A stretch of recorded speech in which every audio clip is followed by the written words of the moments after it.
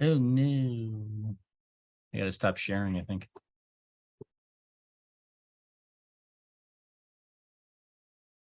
Nope, you were good. Try again. Because I have to acknowledge that recording in progress, so it's just buried, Okay.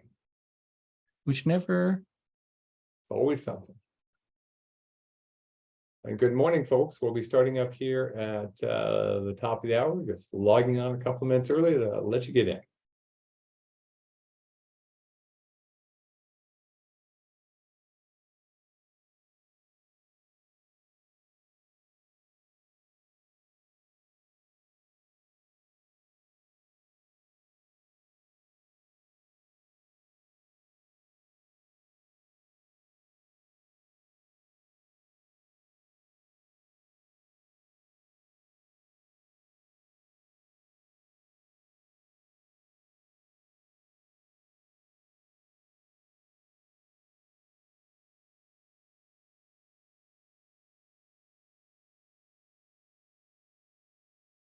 We'll be starting up here in about 2 more minutes.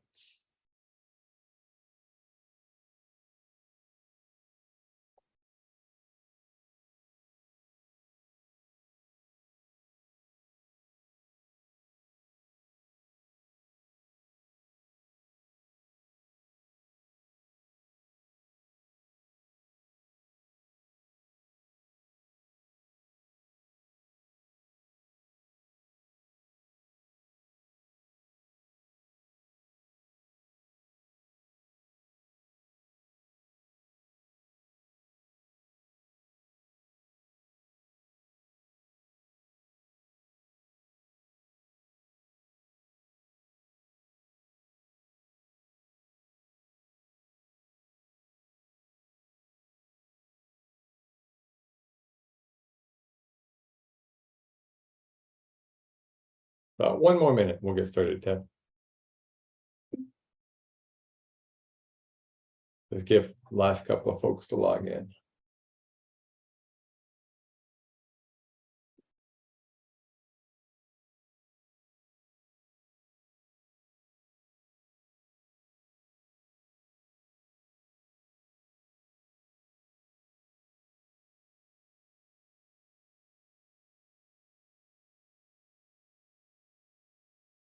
Okay.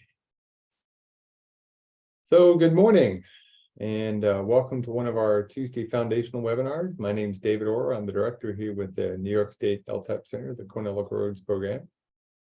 Like that's our building behind me in the picture with the trees earlier this year. Today's webinar is on complete streets and the ADA, and our instructor is Ted Green, who is with the New Jersey LTAP Center, and he'll give you more of his background and get you going. So Ted, take it away, and we'll be in the background monitoring things. Okay, thank you very much, David. And good morning, everyone. Welcome to today's little quick session on complete streets and ADA, and there's actually some conflicts between them. And that's what we're going to be talking about. A little bit about myself. Like David said, it says on the screen, I'm a licensed professional engineer in New York, New Jersey, and Massachusetts. Dropped Massachusetts during the pandemic, and Pennsylvania. Before coming into LTAPs, I was a practicing engineer. I've had to deal with accessibility issues in a lot of the design work I've done. So I see the challenges that people come across. Plus, I also do training classes throughout this country, including I got some in New York State coming up in a few weeks as well. And also work with the Federal Highways Resource Center on this topic. So a lot of little interesting challenges that we're going to be talking about that pop up with accessibility when it comes to complete streets. Because one thing we're looking at with complete streets, and I have a definition coming up shortly on what is complete streets, we're looking at a lot of the vulnerable people that are out there, not just motorists, but we got bicyclists, we have pedestrians as well. So a lot of times we do a lot of good things with the pedestrians, but sometimes it's not always making it very good. If not, we might be making it worse for some persons with disabilities overall. So that's what we'll be talking about for the next hour on some of these challenges that people have and what the problems are and potential solutions. And there's one, unfortunately, there isn't a solution. It's been one of the bigger ongoing debates on how to actually solve it within our current built environments on that. We're going to have quite a few questions popping up. We'll have some in the beginning and we'll have a quiz at the end as well. So if you're going for PDHs, of course, I mean, you have to have the quiz here in New York as well. So we'll start off with the first 3 questions, just general questions that'll go into the, if you can open up the poll. There you go. The first question is, I work for, and you have your choices, a town, county, city or village, state or federal, tribal, private, or are you working for the weekend? It's awfully early to be working for the weekend.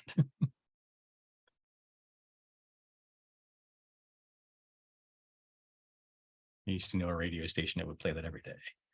And we got quite a few, we've got a nice variety of people. We have quite a few people with city or villages on that. But so, okay.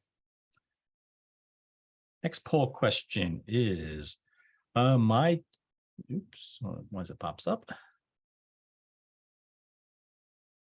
Sorry, give me 2 seconds. No worries. I'm just trying to figure out how to stop sharing. Trying to figure out how to get to the next question. Hit the back button.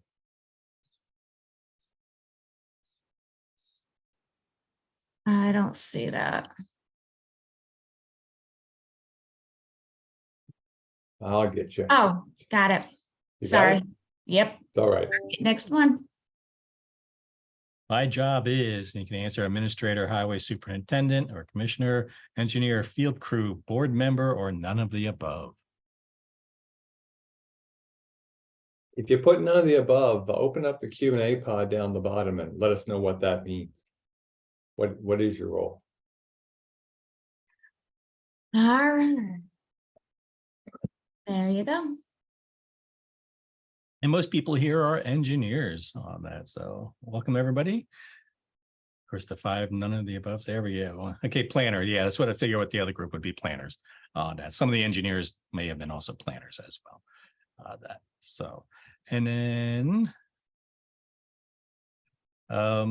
final question is, the years in your current position. Pick the one that works best for you.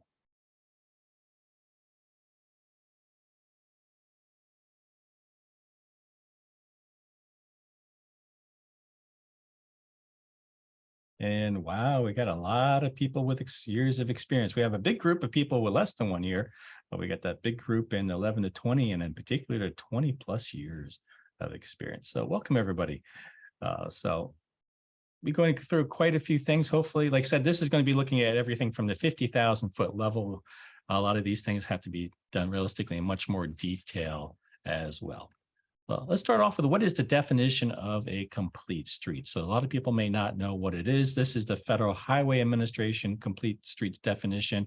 And it says complete streets are streets that are designed and operated to enable safe use and support mobility for all users. Those include people of all ages and abilities, regardless of whether they're traveling as drivers, pedestrians, bicyclists, or on public transportation on it.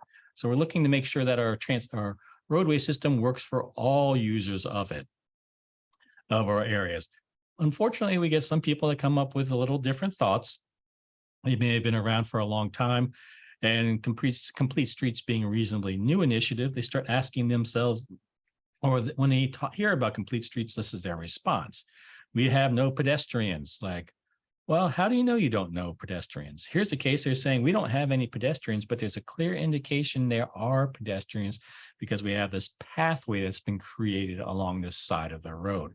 And that's always a telltale sign of having pedestrians by that particular pathway on that.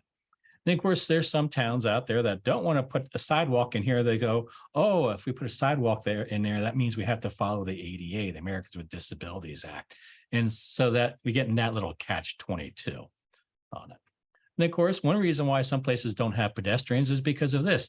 There's no place to walk. People don't want to walk in the street on that. So, and if there were sidewalks, they would walk. So that makes a difference overall. I mean, there have been some places I've had to take, when I travel, it's like I'm staying at a hotel, but where we're having like a conference or a meeting, it would be in another building. It's like, is there actually a sidewalk between the two on that? Because sometimes there'd be a sidewalk between a transit station and then the hotel, but not necessarily to the across the street to where the meeting is being held. So those are things I actually look at as well, just as a traveler, since getting rental cars are still expensive in many cases. But if you don't need a rental car, a lot of times you can't just walk around as well. So in order to get the pedestrians, a lot of times you need to put sidewalks. But then, of course, there are some places people put sidewalks when there's absolutely no need for a sidewalk. I've seen that. It's like in the middle of the desert, literally in the middle of the desert. I've seen sidewalks not near anything where you would not expect to have any pedestrians whatsoever.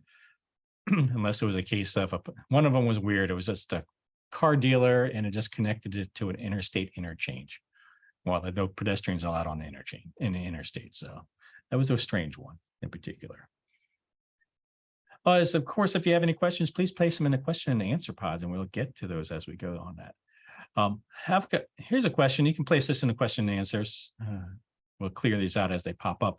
What's the first thing that pops into your mind when you hear the word disability? Just think about it, just blurt it out. Somebody wants to place it in the Q&A. What is the first thing that pops in your mind when you hear the word disability? And that always gets a lot of people. ADA, that's one of them. Disadvantage. I'm not getting the usual answers. There it is. Finally, I got one. Wheelchair. Wheelchairs. So I usually hear wheelchairs and curb ramps. Oh, affects daily life. I like that one that popped up. That's a nice one on that. So a lot of people, when you hear about disabilities, especially when we're designing in our public rights of way, is they think of wheelchairs and curb ramps, but it's much more than that.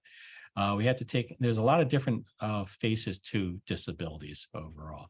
So when it comes to designing for our roadways, we have to just take into account all persons with disabilities. It's more than just people with wheelchairs overall. The primary group we're going to be discussing in this class will be persons with vision disability. This is probably the most vulnerable group that's out there of all the pedestrians on it, because we forget about them. And a lot of times it's because we don't see them in the public, because our public system or right-of-way system isn't really geared for them, so they're not comfortable walking out there. But a person with vision disability, which accounts for 2.4% of all Americans, ranges from what's called low vision. Low vision is if you have glasses on and you're fully corrected, but everything is still really, really blurry. One good example is you can't get a driver's license on that, or you can't see across the street as you cross. Or it could be somebody that's totally blind as well. Hearing disabilities, that's about 3.6% of Americans. That goes from whether it's hard of hearing or completely deaf on that. Ambulatory, that's where we do put a lot of the emphasis. That could be somebody that uses crutches or walkers or with wheelchairs. And then cognitive disabilities as well. Those are a little bit different, mental on that. And before, we didn't have people with cognitive disabilities using our transportation network, but they're now using it. And for them, it's consistency. But some of these things, if it gets too confusing, or if our geometry gets too confusing, then they start having questions on why is it done a certain way. And the last thing we want them to do is ask those questions in their mind while standing in the middle of the street. So the last thing we want to do is give somebody a panic attack while they're trying to cross the street. So that can become an issue on that. Like I said, we concentrate mostly on that third item, completely forgetting about that first one. So what happens a lot of times in complete streets, we do concentrate on pedestrians, bicyclists, but we forget about pedestrians that are using wheelchairs, but we forget about pedestrians that are blind. And so there's some interesting challenges that have been popping up in the last few years as we've been incorporating complete streets. And we're finding out there are some deficiencies when it comes to blind pedestrians. And it helps all pedestrians if we can able to sort some of these out. Some of these will be difficult because we just don't have the room within our existing roadways to make these things ideal overall. A basic thing about accessibility, it's a giant compromise. We can't make everything perfect for one group. And that's an important thing. We can't make everything perfect for one group, because if we did, it actually discriminates against another group. So it is a giant compromise. But unfortunately, we haven't done any compromise with persons with visual disabilities. So these are what we're going to be talking about for the next few minutes. We'll talk about curb ramp alignments, decorative curb ramps. That's a hot topic. Painted curb extensions or bulb outs, islands. Another hot topic is bike lanes and protected bike lanes overall.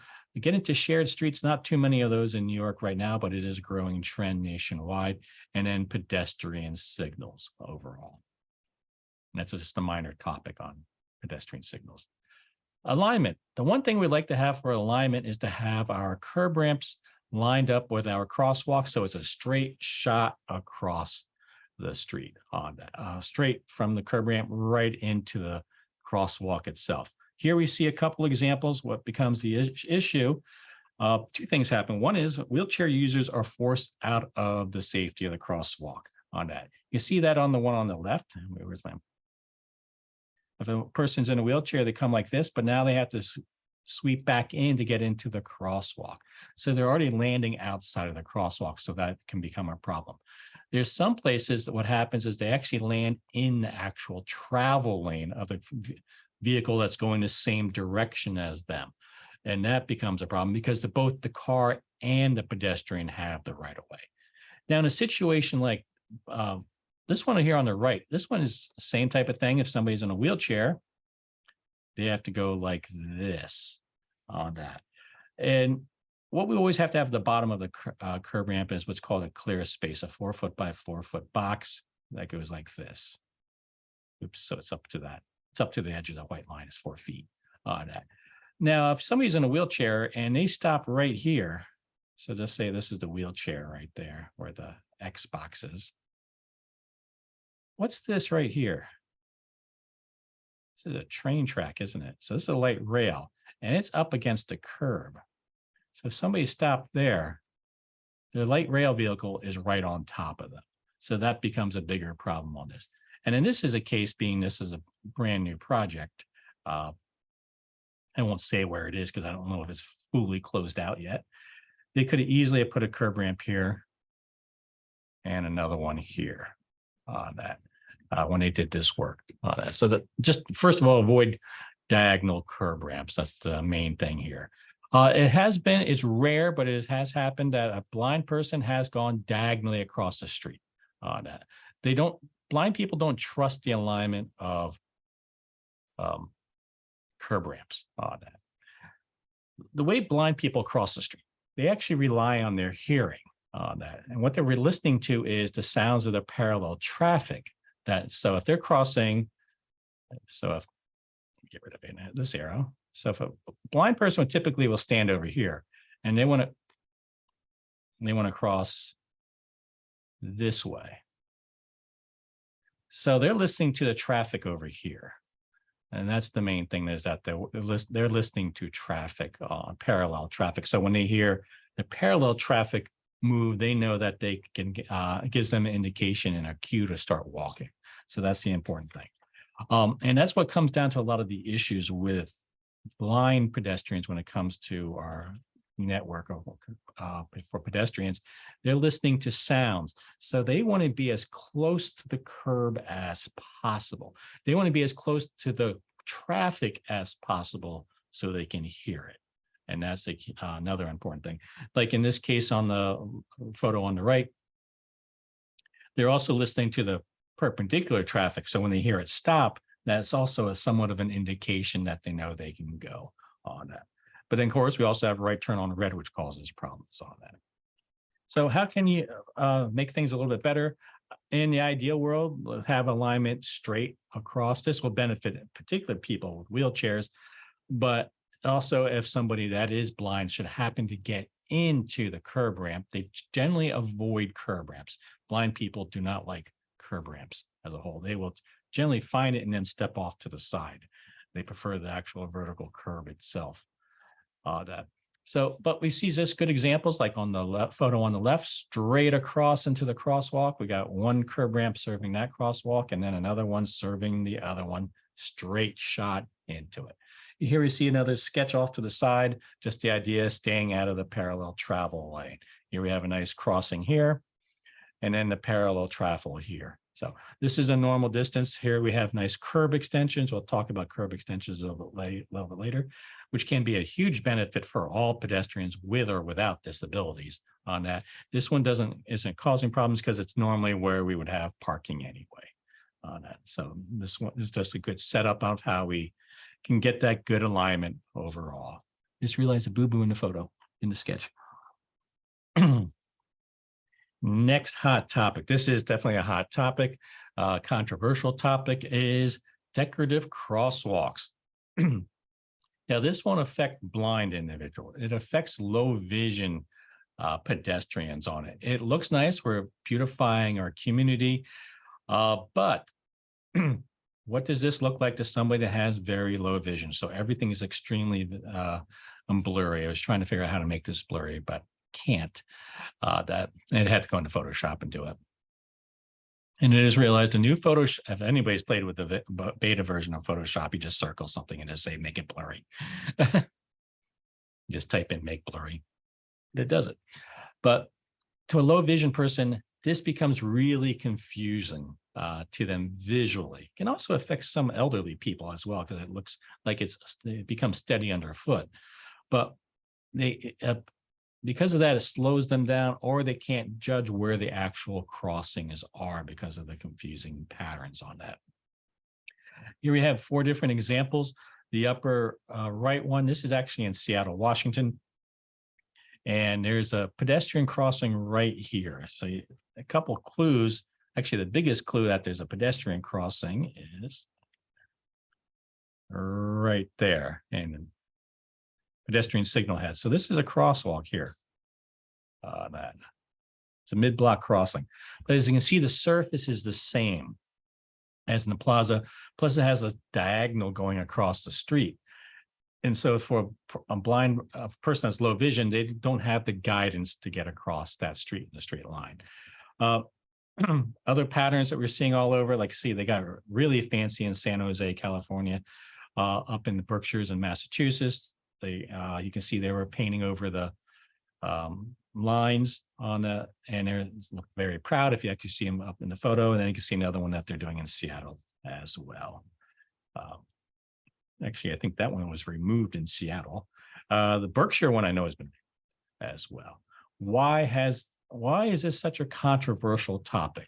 Well, one of them has to do with this. I know you can't read, it's really tiny. I'll read the highlight parts, but this is one of the many letters of interpretations from federal highways on it. This one's very specific to New York State. When NYSLTAP actually asked a question back in 2011 about placing colorful crosswalks on a public street in a particular crossing. So the question was actually asked about was a proposed color pavement treatment that included yellow, white, beige, green, and gray colored jigsaw puzzle pieces that fit together within the areas of the white lines on that.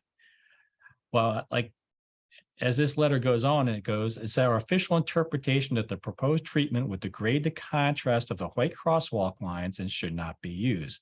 This interpretation also applies to any colored pavement or colored marking materials within a crosswalk except subdued colors, colored paving bricks, paving stones, or material designed to simulate such paving.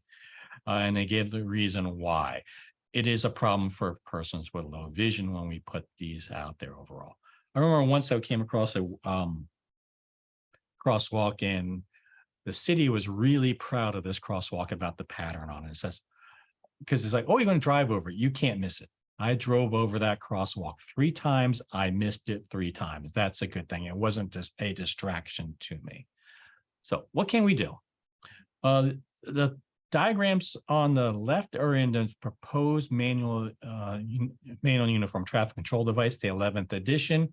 I forgot to check if it's coming out tomorrow yet or not. It's over a month late, but this is what they're talking about to have it. The upper ones is the sketches of the basic crosswalk markings, so white retroreflective markings. And then they talk about what is considered acceptable for that brick-like pattern. So they give you a few examples and diagrams. You can see a couple on the right in actual photos. One simulates brick, the upper one. And then the bottom one is stamped asphalt with colored asphalt in there. This one thing to be careful about, like that top one, that white brick there, it cannot be a retroreflective color on it. It could be white, can't be retroreflective.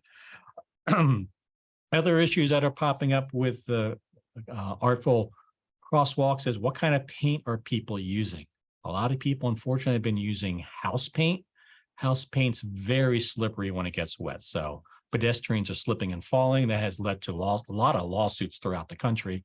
Also, cars are sliding through intersections as well because they can't stop when it's just simply as wet. There was a street in New Jersey that got painted a couple of years ago. They had to resurface it because it was like driving on ice when it was wet on that. So there has been a huge liability issues on it. Quite a few state DOTs, I know they will just come in and just completely obliterate it and then build a town for the cost of the repairs on that. So don't do this. There is a slight chance when we get the new MUTCD, what they may prefer, it may permit a ladder. And instead of the white stripes in the middle here, you might have colored bars that may be permitted on that, because that is actually showing to be quite visible to persons that are low vision on that. So that might be one of the compromises that pops up in the future. And of course, I saw one in the UK, which I won't mention, but may have completely skirts this whole thing. Painted extensions, curb extension. Curb extensions are a good way to do traffic calming. They can also shorten the distance for pedestrians to crossing the street, or some places they will use it as an experiment to see, is this a good place to put a curb extension without going through the cost of putting in a physical curb extension. Now, the issue here has to do with, again, blind pedestrians on that, because a good one is that example. You can see on the diagram on the right, what becomes the issue. Because if you're a regular pedestrian out there, or even somebody in a wheelchair, you can stand here on that. But for a person that's blind, they don't know where that is. So they're going to be standing back here.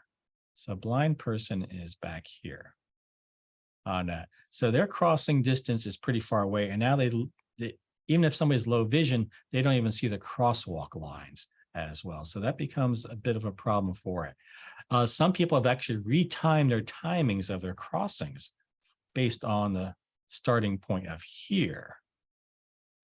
But for a blind individual, they're back here because that's the only thing that's the only edge of the street they can detect is this curb line that's right there. So that's why it becomes an issue, and in a sense that becomes a discrimination because everybody else is allowed to move forward, but you're telling a blind person they have to stay back. And what do they say about what is a blind person listening to? They're listening to the traffic on that. And now that they're so far away from the traffic compared to everybody else, they don't get that audible cue on listening to the traffic. They're too far away at this point on that. So physical ones make a big difference. You see an example here on the bottom left photo. These actually help a lot of people when you put in physical ones. It gives you a tremendous amount of room to put a curb ramp in it. Gives you generally just enough room to put a curb ramp without even affecting your existing sidewalk. So that's one good thing. It provides great alignment. We can actually see that in this diagram here. I know I fixed that. But straight across when you get these curb ramps, same here, you can see the curb extensions right here. Here's the curb extension. Gives you all this room. And this crosswalk, these curb ramps never actually come into play into the actual existing sidewalks. So if you have a good example, if you have a good spot for that, do need to put in, you can put curb extensions or bulb outs. You will have to go with the physical one, not the painted one. Now, some people would say, like with this one, can't we just put in a detectable warning? Put a detectable warning here. That's something you don't want to do. You don't want to put that in there. Basic rule about detectable warnings, never place them in the street. This is in the street because a snowplow can come through because eventually somebody's going to knock down all these posts on that. and a snowplow comes through, it's going to hit that detectable warning and it's going to just throw it and can hit pedestrians. So that it becomes a serious safety issue. So never put detectable warnings in the actual street. Next topic are islands. So here we have islands. Islands can be great for a lot of pedestrians if they're meant to be used as an island on that. So the important thing is make sure if you have islands that they're large enough to be served as what's called a refuge island.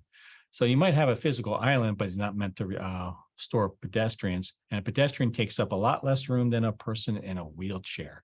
So this becomes a bigger problem for people in wheelchairs on it. A wheelchair takes about 5 feet. It's about 5 feet long from the toe to the back is about 5 feet.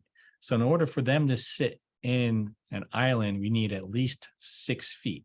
So it's from an accessibility design at 6 feet in length, or from a roadway design 6 feet wide on that. So make sure you have enough room. You can see what happened on the left there. People started crossing the street. They ran out of room, so they went to safety of that little tiny island.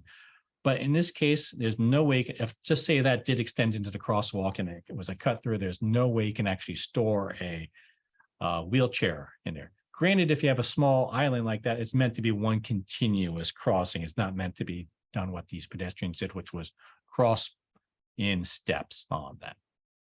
So if you do have a case where it's a small opening like that, make sure it's designed for one continuous crossing as well.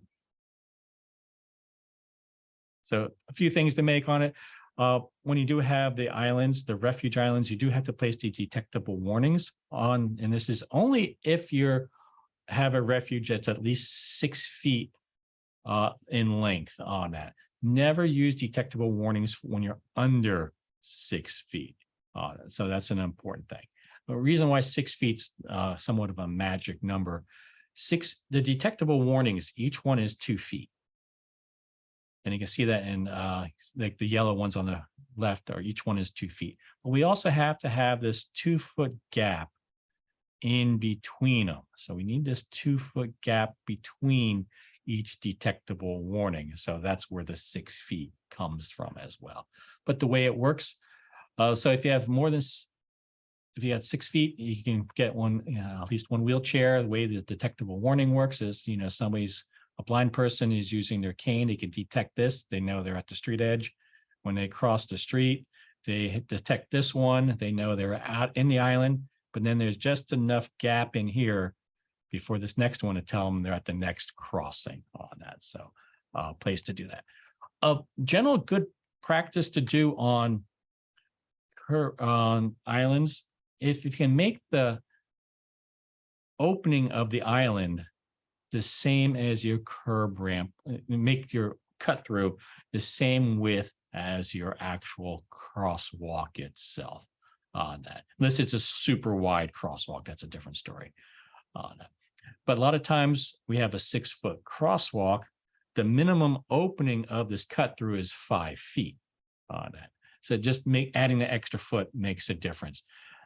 2 wheelchairs can just squeeze by at 5 feet. It's much more comfortable at 6 feet. And if any places where 2 wheelchairs are going to meet, it's going to be in this island on that. You can go all day and no wheelchairs, and all of a sudden be like rush hour and 2 wheelchairs coming and meeting in the middle on that. So that makes a big difference for them as well. And it'll make it easier for all other pedestrians by taking out that bottleneck as well.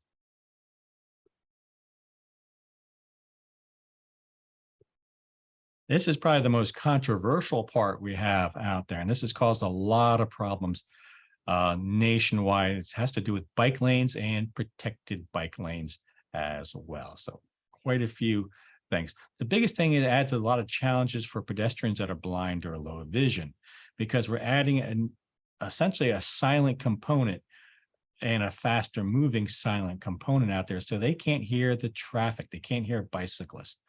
And that's one of the many challenges. And you can see here, this is a common treatment we'll see all over the country.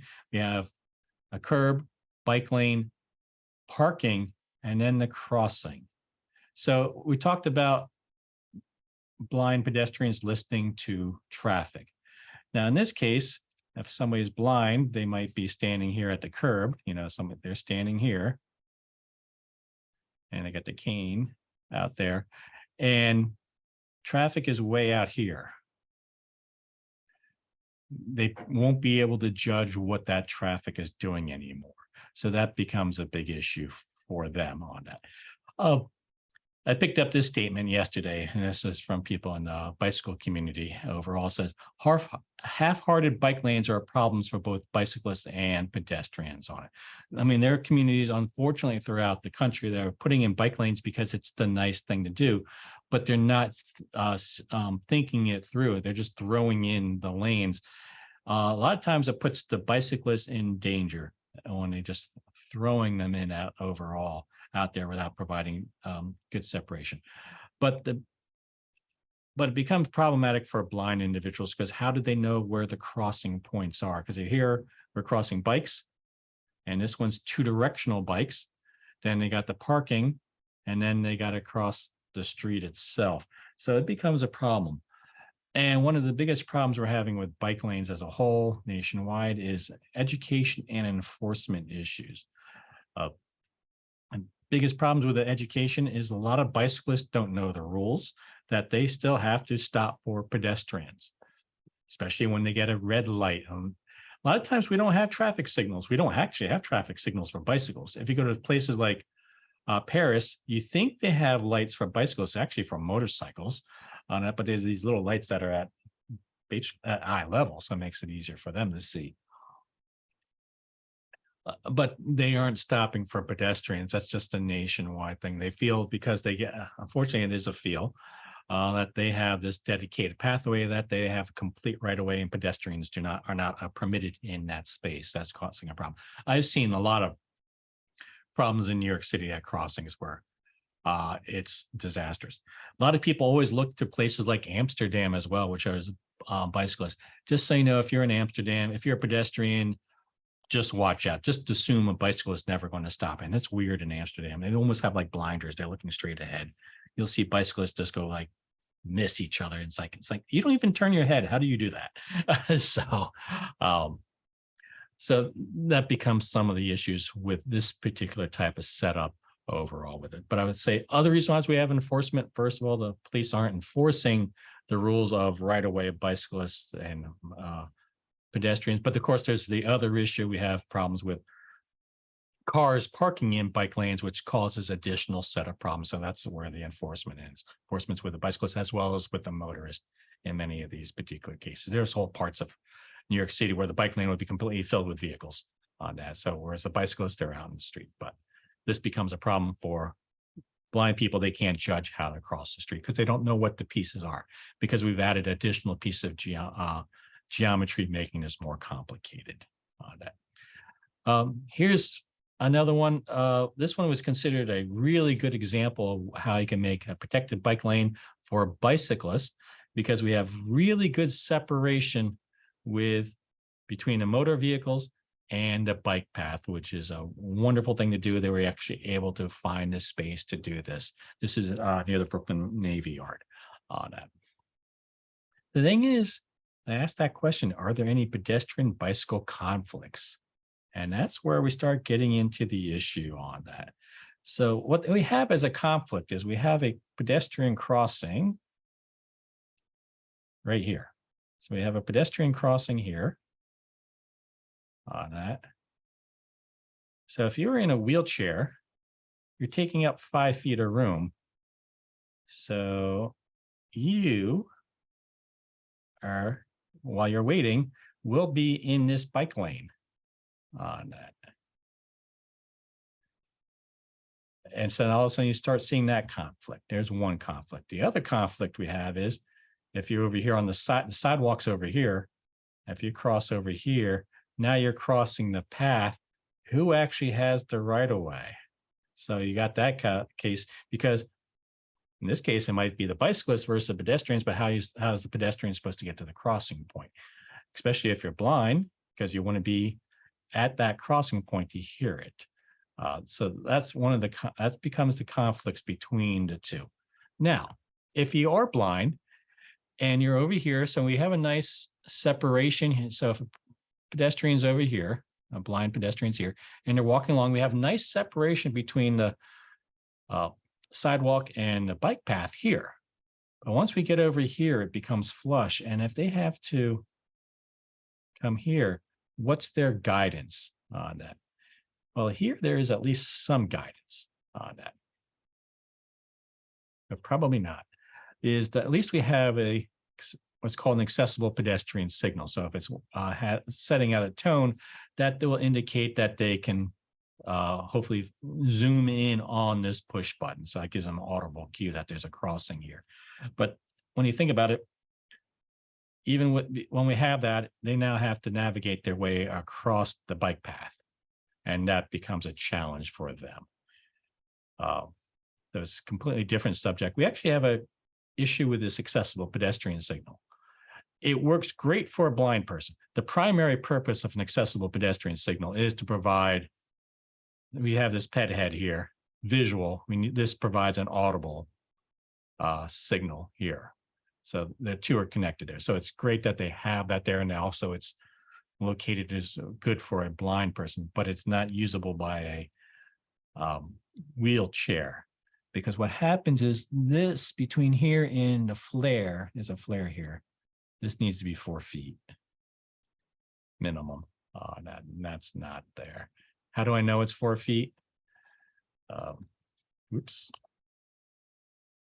See this red detectable warning surface here? That's 4 feet wide. So you can see that they're not even close on that. So close, it's great for bicyclists.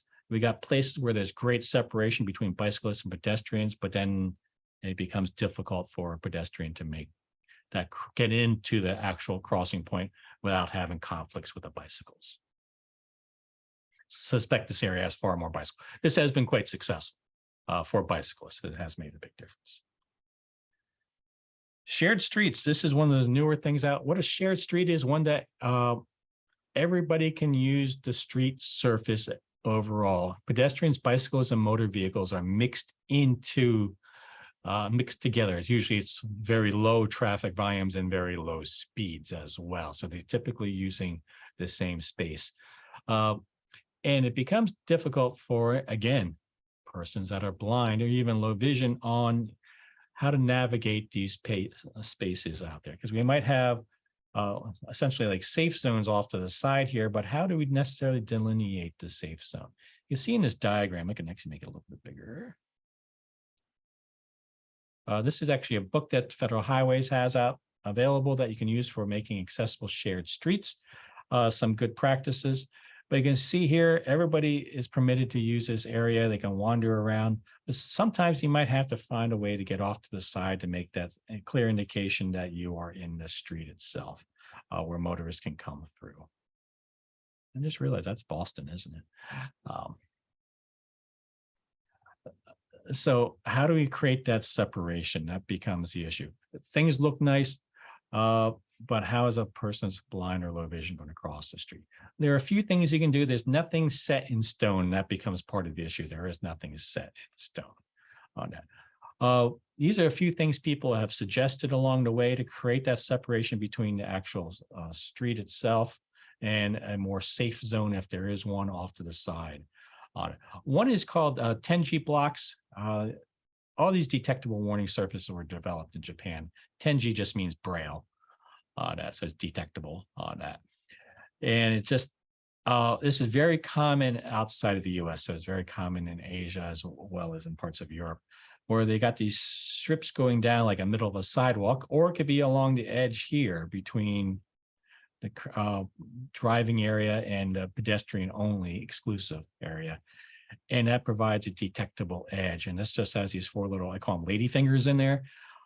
They haven't been tested here in the United States for this purpose on it. And you can see in the ISO number that goes along with it.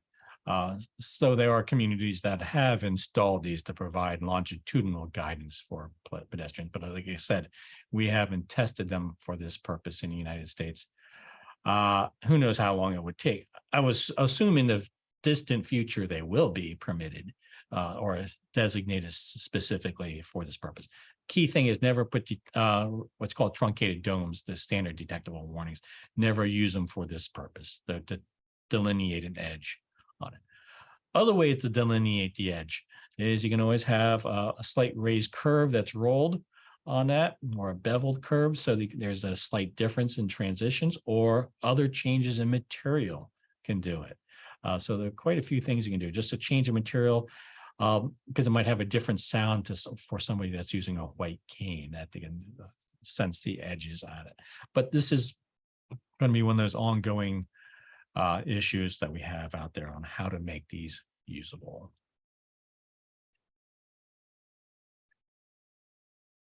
Pedestrian signals with leading pedestrian interval or exclusive pedestrian phases are problematic without accessible pedestrian signals. So a lot of people are installing these leading pedestrian phase. What a leading pedestrian interval is, it gives a pedestrian the opportunity to enter a crosswalk 3 to 7 seconds before vehicles are given the green indication. So the light's red, pedestrians get the walk indication a few seconds earlier on that. Similarly, there's also what's called exclusive pedestrian phases, which are all traffic gets the red, so they can't cross, and then pedestrians can all cross at once on that. Some people may know this as a barn dance when they go diagonally. That's B-A-R-N-E, but this looks like a do-si-do. There's actually videos of people doing do-si-dos in the middle of the intersection. And it works well with getting pedestrians on it because they get the exclusiveness of it. However, most of these intersections do not have accessible pedestrian signals, which is the audible component for a pedestrian crossing.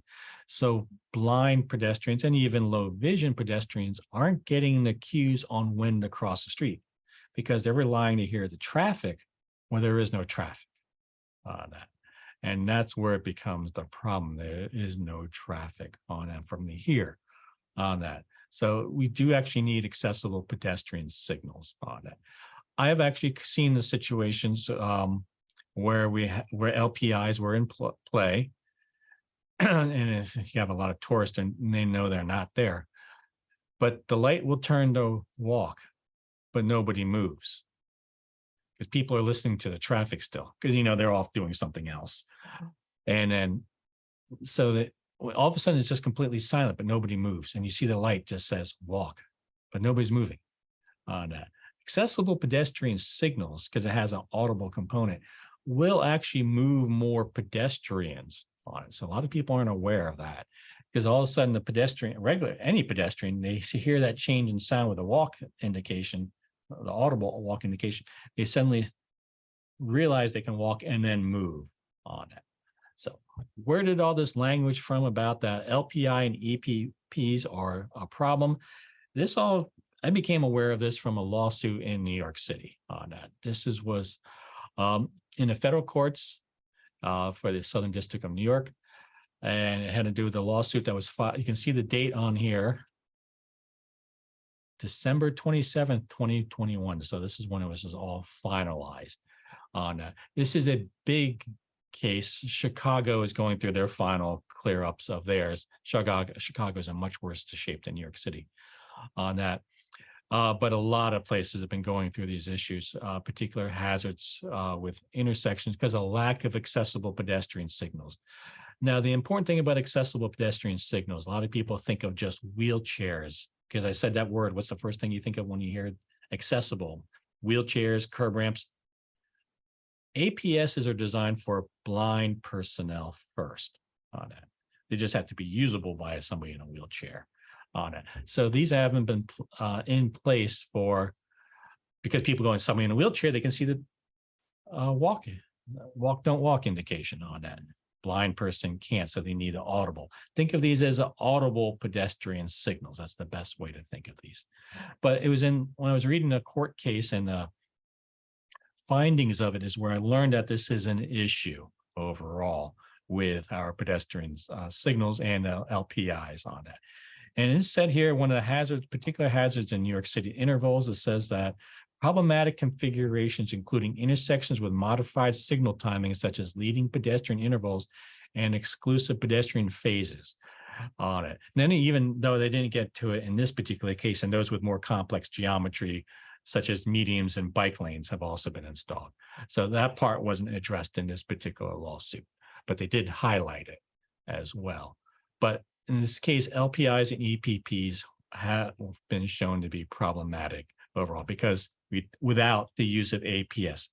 It works well and it can move more pedestrians. So the important thing is before installing LPI or EPP, make sure you have an accessible pedestrian signal. So you have that audible component so everybody can use it.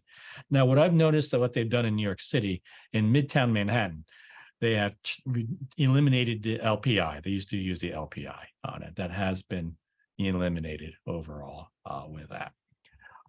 Been up the Upper East Side, they still have it going. And I suspect in part because you're more likely to see tourists in the Lower Manhattan, less likely in Upper East Side. So I think that's the reason for that on it. But it's also, that's Midtown Manhattan is also where I've noticed that when they used to use the LPI, pedestrians were not walking because they were listening to the traffic as well. So like I said, the main thing is here, before installing LPI or EPP, make sure you have the audible component that goes into place.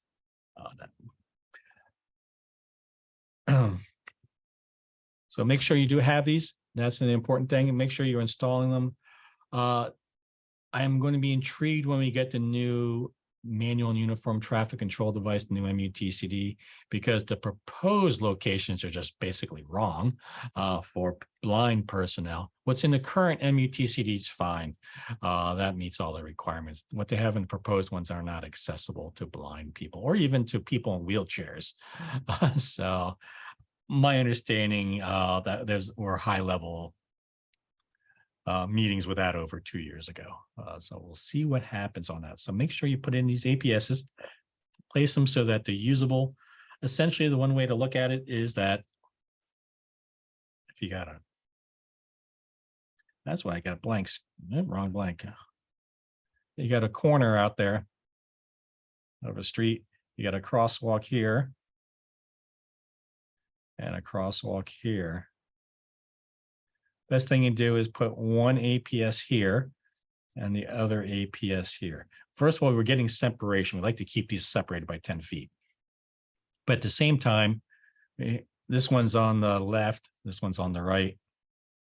Because all of a sudden you see this one's, we're keeping actually technically from a pedestrian standpoint. This is the right. That's the right, and this is the left. So you can see when you're over here, the crosswalk, if you're on the right, the push button's on your right, and if you're on the left, the button's on your left. So that provides good separation as well. It gives you an indication which crosswalk it is simply by its placement out there. Are there any questions I can answer for anybody at this moment? You can place them in the chat box if you do.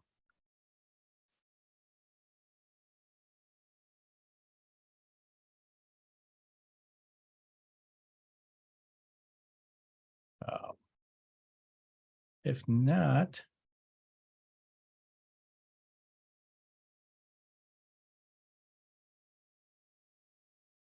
may I ask a question and an answer coming back. Somebody asked, will this recording be available later?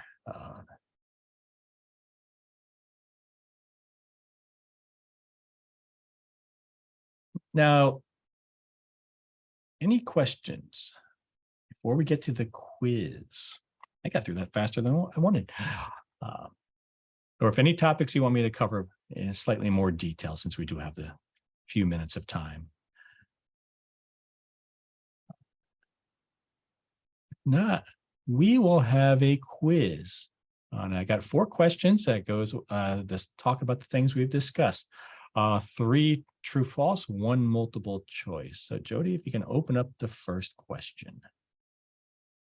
First question is, complete streets enable safe use and mobility for all users, including motor vehicles, pedestrians, and bicyclists. Choose true or false on that.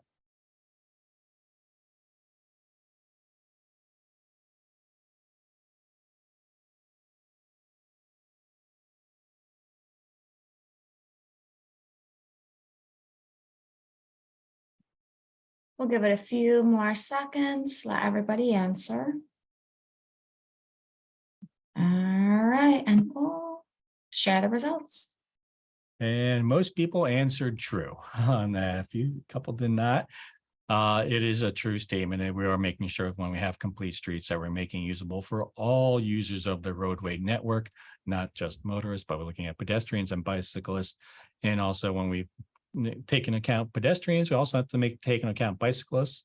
We have to take account pedestrians, in particular pedestrians with disabilities, and very much in particular people that are blind. Next question, please.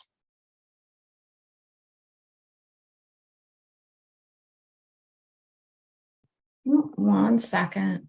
I just have to stop sharing that other one. There we go. Okay. Next question is, blind and low vision pedestrians find it more difficult to cross the street with complete streets because of the complex geometry. True or false?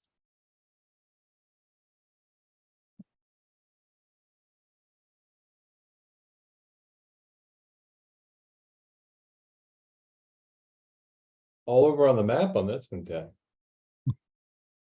Uh-oh. We're going to give it a few more seconds.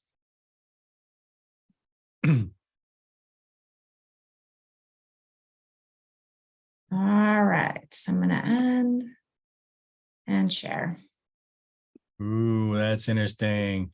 The answer is actually true. Yes, blind and low vision pedestrians do have more difficulty to cross complete streets because of the complex. One place they can actually see it if I back up a little bit. See, in this particular statement here, this was that court case, and it says, and for those with more complex geometries, results of mediums and bike lanes. So that's definitely one of the issues on that. We've actually done one thing that makes things a little bit, one of complete streets initiative that has actually helped blind people. A lot of places have been eliminating right turn slip lanes, dedicated slip lanes, so you get that little pork chop island. A lot of those have been removed for pedestrians use. Blind people prefer when we remove that pork chop as well, because it gives them one. You don't get the confusion to go into the middle, then split again. So that actually helps them. That's less complex on that. But bike lanes in particular become problems on that. Third question, please. All right, here we go. All pedestrians benefit from decorative crosswalks. True or false?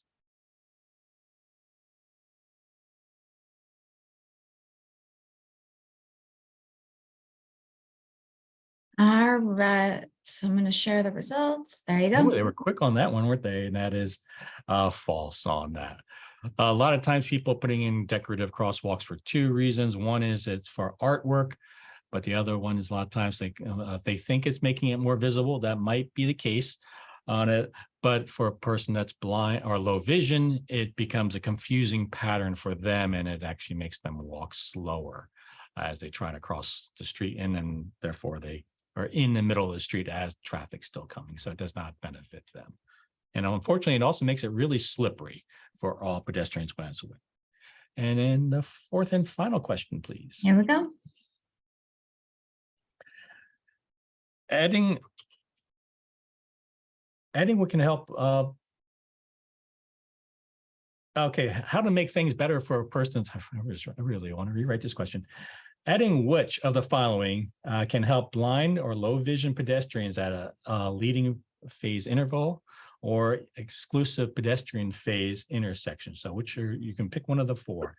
Which will make it easier for a blind or low vision person? A, cars honking their horns, let them know they're can walk. Better intersection lighting, accessible pedestrian signals, or install detectable warning surfaces. So pick the best one. Another couple of seconds.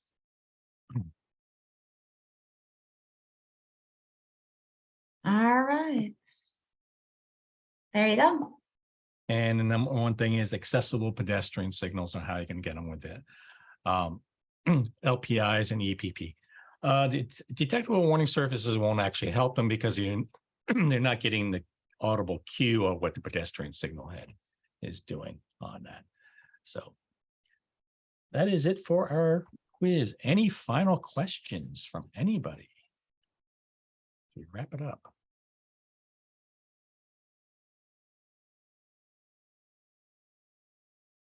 I don't see anything, Ted, but do you Don't have see any any. places you can think of that would be good examples for folks? Good examples of where these are. Of good examples, not good bad examples. Yeah, I haven't seen many good examples. That's the part of the problem on that. Usually, a lot of times to find good examples, you actually have to look in areas you would not expect to do that. I love, there's a loaded question. What will the new edition of the MUTCD be related? Any day, basically, is the answer we're hearing on that. You can always find out the day before. I haven't looked for today. 8:45, the day before it gets released, it will show up in the Federal Registry as a I forget what the inspection, just to make sure all the links are working. That's how you can do it on that. So that's how you can do that one. Just so if people know, actually got 3 classes coming up in New York State with New York State LTAP. July 11th, I'll be up in Cuyahoga County. July 12th, I'll be in Schenectady, and July 13th in Ulster County on that. So that's just going to be on the broader topic of accessibility within our public rights of way of that. Somebody asked, what's the clearest state I've worked with specs on ramps? Missouri. They have the clearest. New York State's NYSLTAP has actually pretty clear guidance as well. So you're in pretty good shape with New York as well. Just look at NYSLTAP, read it. That's the important thing. Read the documents, but it does cover everything. I don't think I've only seen one little oddity, and that's something they might fix. And it's minor, super minor on that. So with that, thank you very, very much. I'm going to turn it back over to David then. Okay, well, we're just about done, folks. Everybody have yourself a great week. Certificates, we got a lot of folks on vacation, so it may be a little bit longer on the certificates, but they will be coming. So just so you know. And everybody be safe. Hopefully we'll see you with either one of Ted's sessions or one of our other webinars. And thanks again, Ted. You're welcome. Take care, everybody. Okay. Have a good day, everybody. Bye-bye.